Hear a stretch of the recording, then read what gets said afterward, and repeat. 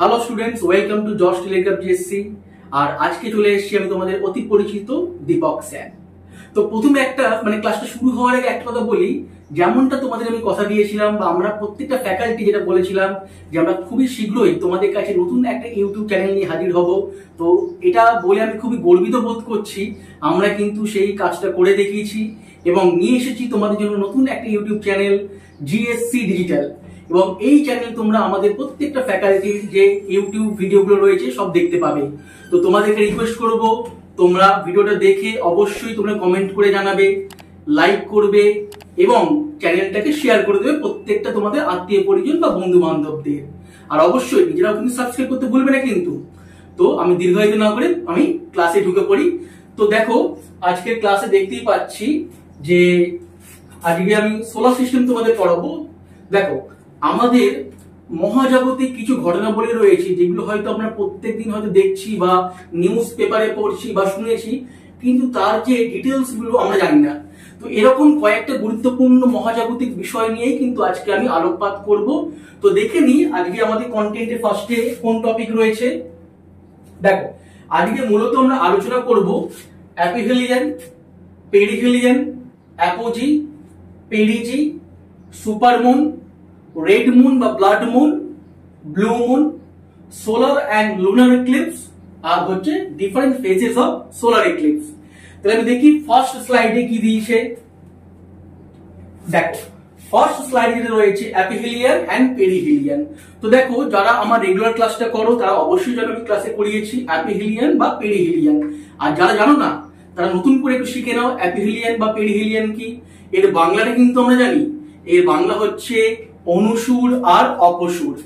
একটা কথা প্রথমেই বলি, দেখো পৃথিবী যে সূর্যকে প্রদক্ষিণ করছে সেটা কিন্তু আমাদের কিভাবে করছে, ডিম্বাকৃতি পথে, যাকে বলা হয় কি ইলিপ্টিক্যাল পাথ। তো ডিম্বাকৃতি পাথে যখন কোনো গ্রহ কোনো নক্ষত্রকে প্রদক্ষিণ করে তখন কি হয়, বিশেষ একটা দিন আসে যখন দুটো নক্ষত্র এবং গ্রহের মাঝখানে দূরত্ব কমে যায় এবং এমন একটা দিন আসে যখন তাদের দূরত্ব বেড়ে যায়। তাহলে দেখে নিই কোন দুটো ডেট। তো প্রথমেই দেখো, দেখতে পাচ্ছি আমরা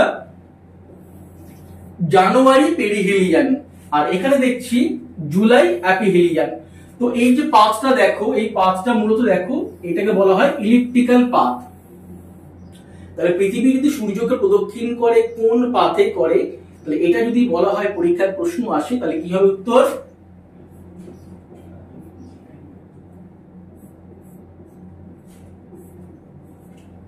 ইলিপ্টিক্যাল।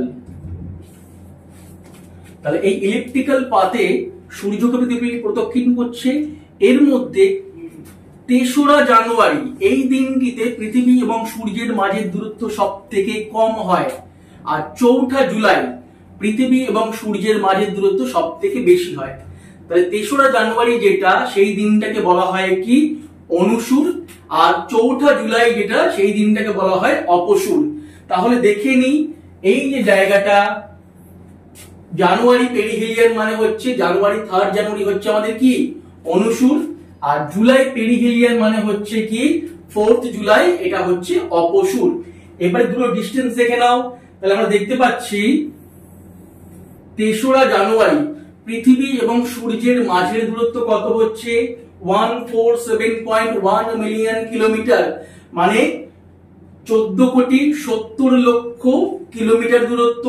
এবং সব থেকে বেশি দূরত্ব হচ্ছে ৪ঠা জুলাই, এটা কত, এটা হচ্ছে 152.1 মিলিয়ন কিলোমিটার, বা বলতে পারি 15,20,00,000 কিলোমিটার। এবারে অনেকে প্রশ্ন বলে যে স্যার এটা শর্টকাট মনে রাখবো কি করে, ইংলিশের সঙ্গে বাংলাটা বুঝতে পারছি না। তো তাদের উদ্দেশ্য বলি, যারা পড়াশোনা করছো, সবাই পড়াশোনা করছো কিন্তু হয়তো অনেক সময় ইংলিশ এবং বাংলা গুলিয়ে যেতে পারে। তো তাদের উদ্দেশ্য বলি, দেখো একটা মনে রাখবে তাহলে অন্যটা বুঝে যাবে। ভালো করে দেখো, অপসুর, অপসুরে কি কি থাকে, অ আর প। আর অ্যাপিহেলিয়ান, অ্যাপিহেলিয়ানে কি থাকে, এ আর পি। তাহলে অপসুর, অ্যাপিহেলিয়ান, অ প আর এ পি। তাহলে উত্তর কি হয়ে গেল, পৃথিবী এবং সূর্যের মাঝের দূরত্ব সব থেকে বেশি হয় কবে, 4th জুলাই, যাকে আমরা বলছি অ্যাপিহেলিয়ান। আর পৃথিবী এবং সূর্যের মাঝের দূরত্ব সব থেকে কম হয় যেদিন, সেটা হচ্ছে পেরিহেলিয়ান বা বলা হয় অনুসুর। আশা করি বুঝতে পেরেছো। যাই নেক্সট স্লাইড থেকে কি রয়েছে। দেখো, নেক্সট স্লাইডে একই জিনিস রয়েছে, যেমনি পৃথিবী সূর্যকে প্রদক্ষিণ করছে একইভাবে কি হচ্ছে চাঁদও পৃথিবীকে প্রদক্ষিণ করছে। তো চাঁদও যে পৃথিবীকে প্রদক্ষিণ করছে এটাও কিন্তু ইলিপ্টিক্যাল পাথে হচ্ছে। তাহলে চাঁদও যে পৃথিবীকে প্রদক্ষিণ করে এটাও হচ্ছে ইলিপ্টিক্যাল পাথ।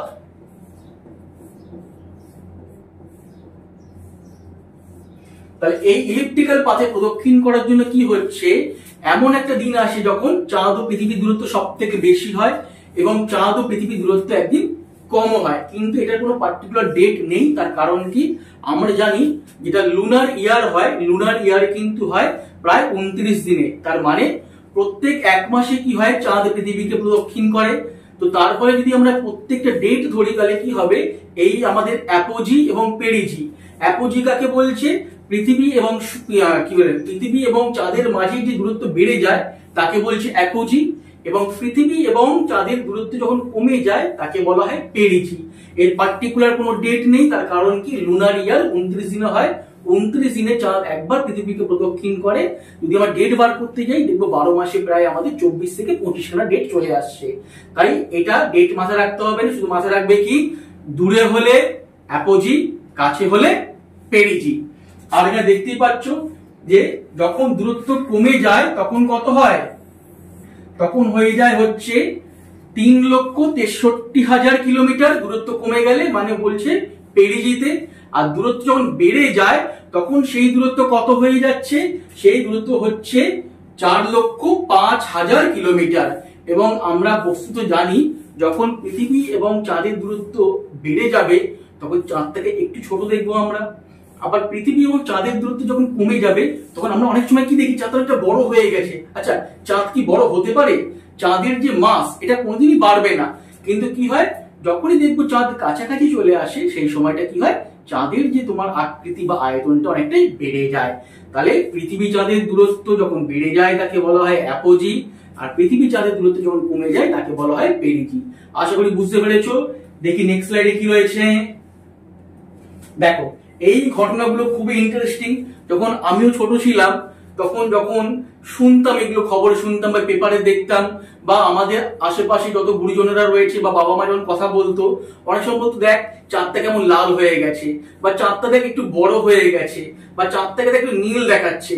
তো তখন ভাবি এগুলো কি করে হয়, কিন্তু যখন বড় হলাম তখন এগুলো নিয়ে একটু পড়াশোনা করলাম, তখন জানতে পারলাম যে না, এগুলো একটু মহাজাগতিক যে বিষয়গুলো একটু কি রয়েছে, বিভিন্ন কারণের জন্য এই ঘটনাগুলো ঘটছে, এবং কি কি কারণের জন্য চাঁদকে আমরা কখনো লাল, কখনো নীল বা কখনো একটু বড় দেখছি, সেইটাকে আমরা একটু আলোচনা করব।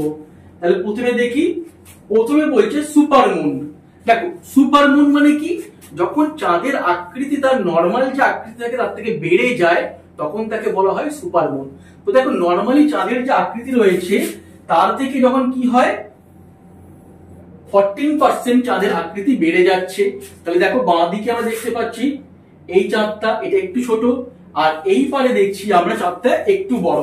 তাহলে একই চাঁদ কখনো বড় হচ্ছে বা কখনো ছোট হচ্ছে। তার কারণ কি, আমি আগের স্লাইডেই বললাম যে যখন পৃথিবী এবং চাঁদের দূরত্ব যখন কমে যায় তখন তোমার চাঁদকে বড় দেখায়, এবং পৃথিবী এবং চাঁদের দূরত্ব যখন বেড়ে যায় তখন চাঁদকে ছোট দেখায়।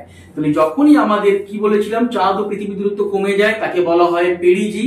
তো যখন পেরিজি সময় থাকে সেই সময় চাঁদকে একটু বড় দেখায়, নর্মাল যে চাঁদ রয়েছে তার থেকে 14% বড়, এবং 30% ব্রাইটার, মানে 30% আরো উজ্জ্বল দেখায়।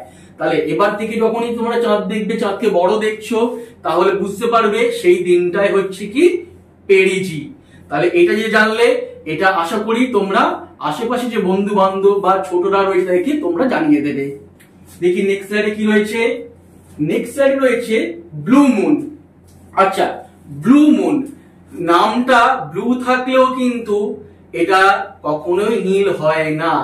আমরা জানি যে 28 বা 29 দিনে যে একটা লুনার ইয়ার হয়, এর মধ্যে কি থাকে, একটা দিন থাকে অমাবস্যা, একটা দিন থাকে পূর্ণিমা। তো ব্লু মুন এই শব্দটা যে ব্যবহার করা হচ্ছে এটা কিন্তু একটা বিশেষ ঘটনার জন্য। তোমরা যদি ভেবে থাকো যে ব্লু মুন মানে মুনটা নীল দেখাবে, তাহলে কিন্তু সর্বৈব এটা কিন্তু ভুল ভাবছো। ব্লু মুন মানে কিন্তু নীল চাঁদ নয়। ব্লু মুন একটি বিশেষ ঘটনা। দেখো কি বলছে, a blue moon is the term for when we see the full moon twice in a single month। তো ফুল মুন কাকে বলে? আগে ফুল মুন জেনে নাও। যাকে আমরা বলি পূর্ণিমা মানে পূর্ণ চন্দ্র তাকে বলা হয় ফুল মুন। নিউ মুন মানে অমাবস্যা, আর ফুল মুন মানে পূর্ণিমা। যখন একটি লুনার ইয়ারে মানে 29 দিনের ভেতরে যখন দুবার যখন আমরা কি দেখব, পূর্ণিমা দেখব, সেই দিনটাকে বলা হয় ব্লু মুন। তাহলে ব্লু মুন শব্দটা ব্যবহার করা হচ্ছে যখন একটা লুনার ইয়ারে দুবার আমরা পূর্ণিমা দেখতে পারি বা পূর্ণিমা ঘটে, সেই ঘটনাটাকেই কিন্তু বলা হয় ব্লু মুন। আবার বলছি, ব্লু মুনের সঙ্গে নীল চাঁদ বা ব্লু মুন মানে হচ্ছে চাঁদটাকে যে নীল দেখবো, এটা কিন্তু একদমই ভেবো না। তাহলে জেনে গেলে ব্লু মুন মানে কি, যখন একই বছরে মানে লুনার ইয়ারে 29 দিনে দুবার আমরা কি দেখবো, পূর্ণিমা, তাকেই বলা হয় ব্লু মুন। নেক্সট স্লাইড দেখি কি রয়েছে। আচ্ছা, এবার আসছে ব্লাড মুন বা রেড মুন। হ্যাঁ, এই ঘটনাটা কিন্তু আমরা দেখি। ব্লাড মুন বা রেড মুন কখন ঘটে এটা একটু বলে নি। রেড মুন কখন হচ্ছে এইটা এই ছবি দিয়ে আমরা দেখব। এই ছবিতে কি হচ্ছে দেখো, এটা হচ্ছে সূর্য, এটা পৃথিবী, আর এটা হচ্ছে চাঁদ। যখন সূর্য, পৃথিবী এবং চাঁদ একই সরলরেখায় চলে আসবে এবং সূর্য এবং চাঁদের মাঝখানে পৃথিবী এসে উপস্থিত হয়, তখন সূর্যের আলো চাঁদ পর্যন্ত কিন্তু পৌঁছায় না। তো তখন আমরা তাকে বলি কি, তাকে বলি টোটাল লুনার এক্লিপস বা পূর্ণ চন্দ্রগ্রহণ। আমরা পৃথিবী থেকে চাঁদকে কিন্তু পুরো অন্ধকার দেখায়, কেন? সূর্যের আলো তখন পৌঁছায় না। ছবিতেও দেখতে পাচ্ছ তোমরা, এখানে সূর্য, এখানে পৃথিবী, এখানে চাঁদ, মানে পুরোপুরি তোমার কি করছে, চাঁদ তোমার পৃথিবী চাঁদকে অবস্ট্যাকলস করছে, মানে দেখতে পাচ্ছি না। কিন্তু এই সময় যখনই তোমার বাতাসে ধূলিকণা বা যাকে আমরা নর্মালি ক্লাসে আমি পড়িয়েছি তোমাদেরকে, বাতাসে যে ভাসমান ধূলিকণা রয়েছে, যাকে আমরা কি বলি, তাকে আমরা বলি অ্যারোসলস।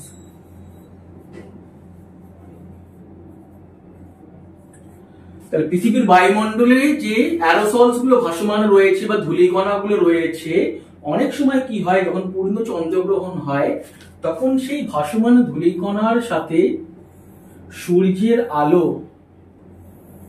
যে বিচ্ছুরণ হয়, তার ফলে কি হয়, সেই বিচ্ছুরণের একটা অংশ এসে পৌঁছায় চাঁদে। মানে সূর্যের আলো মানে সামগ্রিকভাবে চাঁদে পৌঁছাতে পারছে না, কারণ মাঝখানে তোমার পৃথিবী এসে উপস্থিত হয়েছে। কিন্তু পৃথিবীর বায়ুমণ্ডলে যখন ধূলিকণা বা অ্যারোসলের পরিমাণ বেড়ে যায়, তখন কি হয়, সেই ধূলিকণা বা অ্যারোসলে এই আমাদের সূর্যের আলো এসে বিচ্ছুরণ হয়। সেই বিচ্ছুরণ হয়ে যখন সেই লাইট এসে চাঁদের মধ্যে এসে পৌঁছায়, তখন চাঁদকে অনেকটাই লাল দেখায় স্বাভাবিকের তুলনায়। তাহলে এই ঘটনাটাকে বলা হয় রেড মুন বা ব্লাড মুন। এটা মূলত দেখতে পাওয়া যায় কখন, টোটাল লোনার এক্লিপস বা পূর্ণ চন্দ্রগ্রহণে। এটা কিন্তু সব পূর্ণ চন্দ্রগ্রহণে দেখতে পাওয়া যায় না। যখনই বাতাসে ধূলিকণা বা অ্যারোসল বেশি থাকবে, তখনই এই ঘটনা হয়তো দেখতে পাওয়া যেতে পারে। তাহলে আশা করি বুঝেছো। নেক্সট স্লাইডে কি রয়েছে দেখি। আচ্ছা, এবারে আমরা দেখো, অনেক সময় আমরা বলে যে সূর্যগ্রহণ হচ্ছে এই ভারত থেকে বা কলকাতা থেকে পূর্ণ সূর্যগ্রহণ বা আংশিক, বা বলতে পারে কি যে আমাদের এই জায়গা থেকে সূর্যগ্রহণ দেখতে পাওয়া যাবে না, এখান থেকে পুরোটা দেখতে পাওয়া যাবে, এখান থেকে আংশিক দেখতে পাওয়া যাবে, বা এখান থেকে বলতে পারে একটা রিং শেপ তৈরি হবে। তাহলে দেখো, একটা গ্রহণের মূলত সূর্যগ্রহণই ধরে নিই যদি উদাহরণস্বরূপ, তাহলে বিভিন্ন ফেজ রয়েছে। প্রথম যে ফেজটা রয়েছে দেখে নাও, এই ফেজটাকে বলা হয়, একদম অন্ধকারটাকে বলা হয় পূর্ণ সূর্যগ্রহণ। তারপরে আসছে দেখেন রিং শেপ চলে আসছে এখানে একটা, এই রিং শেপটাকে বলা হয় কি, বলা হয় অ্যানুয়াল এক্লিপস, মানে বার্ষিক গ্রহণ।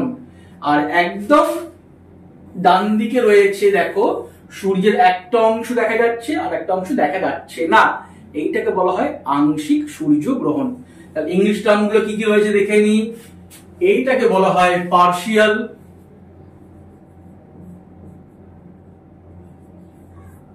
এইটাকে বলা হয় অ্যানুয়াল,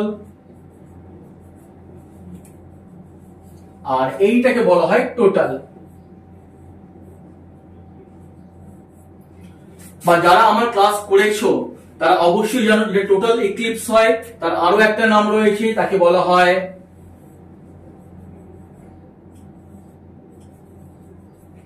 আমব্রা বা উমব্রা বলা হয়। যেটা তোমার এই রিং শেপ একটা বলয় তৈরি হচ্ছে এসে, মানে মাঝখানটা অন্ধকার কিন্তু বাইরের অঞ্চলগুলো একটা রিং এর মতো একটা চক্রাকার আলোর মতো দেখতে পাচ্ছি, তাকে বলা হয়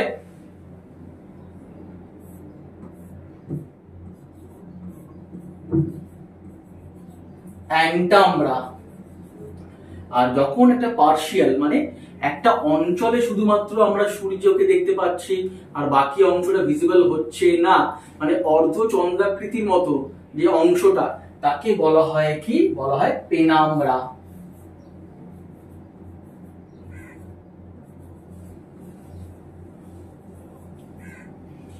এইবারে কেন এই ঘটনাগুলো ঘটে এটা পরের স্লাইডে আমি দেখব। দেখো পরের স্লাইডটাই দেখছি, এইখানে বলছি লুনার এক্লিপস। তো লুনার এক্লিপস মানে আগেই বলেছি চন্দ্রগ্রহণ।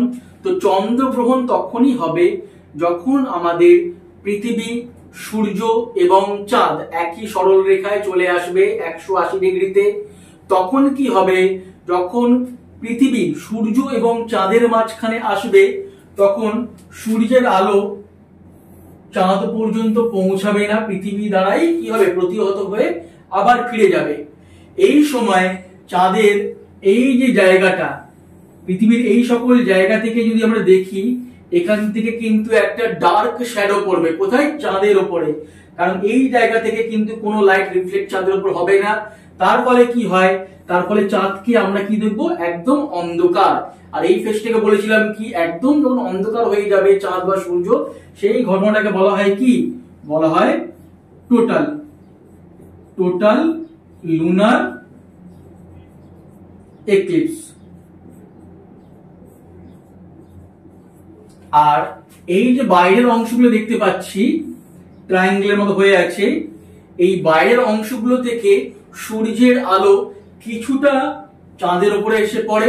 তার ফলে আমরা কি দেখবো, এক ফালি চাঁদ দেখতে পারি, মানে চাঁদকে আমরা এইরকম দেখতে পারি বা এরকম দেখতে পারি, যাকে কি বলেছিলাম, আংশিক গ্রহণ। তাহলে আংশিক গ্রহণ মানে কি, আংশিক গ্রহণ মানে হচ্ছে পার্শিয়াল লুনার এক্লিপস।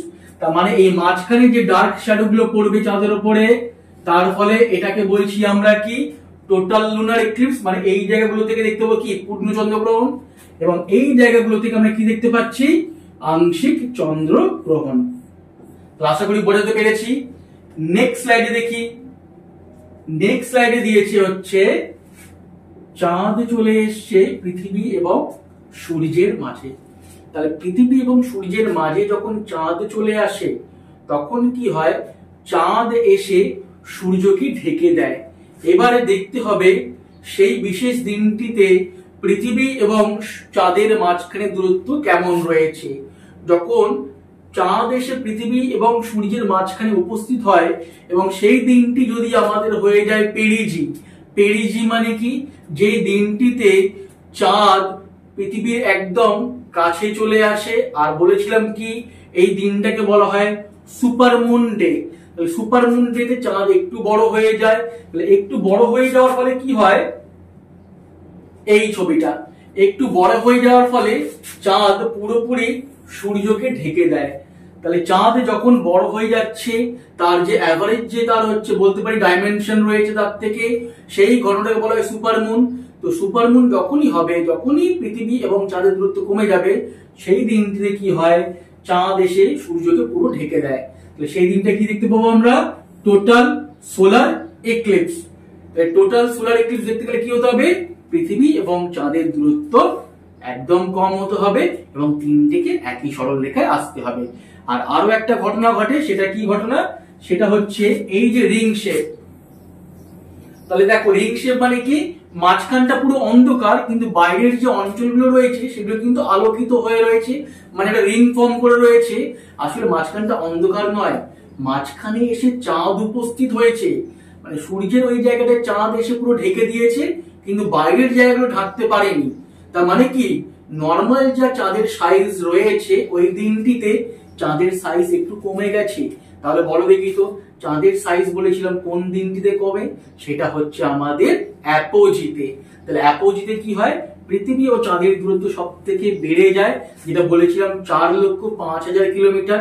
আর দূরত্ব যত বাড়বে, কি বলেছিলাম, তার ডাইমেনশনটা বা তার হচ্ছে আয়তনটাও ছোট দেখায় আকৃতিটা। তো তার ফলে কি হয়, নর্মালি সূর্যকে যতটা ঢাকতে পারতো চাঁদ, আর পারলো না, সোজা এসে চাঁদটা সূর্যের মাঝখানে উপস্থিত হলো এবং মাঝখানটা অন্ধকার করে দিল এবং বাইরের অংশগুলো আলোকিত হতে থাকলো। সেই ঘটনাটাকে বলা হয় কি? বলা হয় অ্যান্টাম্ব্রা বা অ্যানুয়াল এক্লিপস। তাহলে আশা করি তোমাদের ভিডিওটা ভালো লেগেছে, বোঝাতে পেরেছি। যদি কোনো কনফিউশন থাকে, যদি তোমাদের কোনো ডাউটস থেকে থাকে বা কোনো সাজেশন থেকে থাকে, তাহলে অবশ্যই কমেন্ট বক্সে গিয়ে তোমরা কমেন্ট করে দিও। আর ভিডিওটা ভালো লাগলে অবশ্যই লাইক করে দিও, যত পারো বন্ধু বান্ধব এবং আত্মীয় পর্যন্ত শেয়ার করে দিও। আর অবশ্যই সাবস্ক্রাইব করতে কিন্তু ভুলো না। তাহলে এই পর্যন্তই থাকলো, আশা করি ভিডিওটা ভালো লেগেছে। দেখা হচ্ছে নেক্সট ভিডিওতে।